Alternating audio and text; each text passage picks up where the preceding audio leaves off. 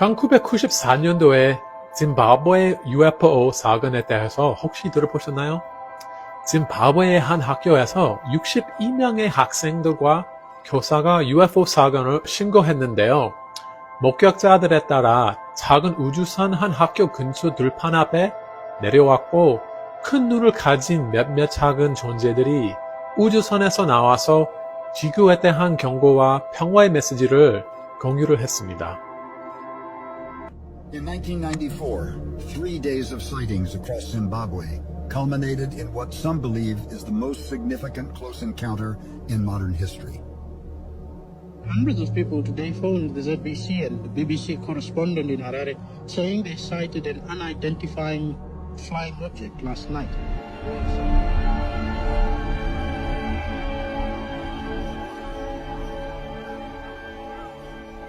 We interviewed about 64 children in front of the camera. The UFO story that happened. Just say exactly what you want to say, okay? Well, I was running and playing and then I saw this maroon colour in the sky. Why don't we follow it? We saw this like a silver thing down there. It was a silver oval thing that passed really slowly. I saw the bigger one and the spaceship, like 4 or 5 of them. It was red, green and yellow. There was this big ship, it had these lights, these patterns, and it flew. I thought, no, it's not a UFO. And then I looked carefully at it and I thought maybe. Dozens of children said that one or more of the disc-shaped objects landed just beyond the far edge of their playground. The next thing they knew, something was standing next to it. We saw him standing by the silver thing, and he had big eyes. He had a big head and big black eyes, and was dressed in a black bodysuit. How far away were you when you seen him? Not very far, about a metre away. And how big was the figure? It was about as big as a grade 6. I believe them, because normally children don't lie. This alleged encounter caught the attention of Pulitzer Prize-winning Harvard psychiatrist Dr. John Mack. Seemed that he was looking at all of us. What did it feel like when he was looking at you? Felt scared. You felt scared? What was scary about it? Felt scared because I've never seen such a person like that before. And I saw this person, and it had big eyes.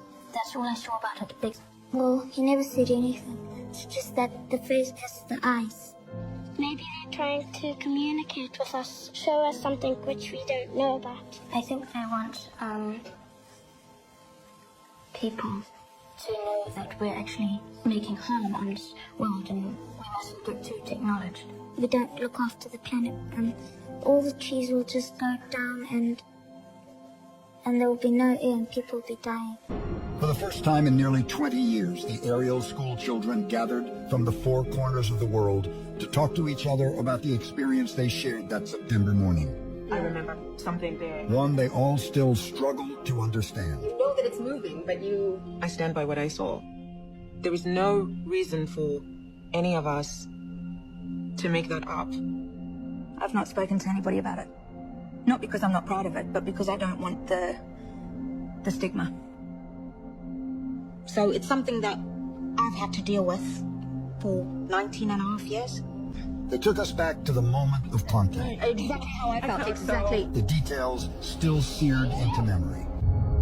A little man appeared on top of the actual craft. And that moment for me was very distinct because I was like, that's not human. Well, I was just completely engulfed in these eyes. The eyes, and in that moment, however long it was, because I have no idea of the time frame, it was mesmerizing. There was no talking.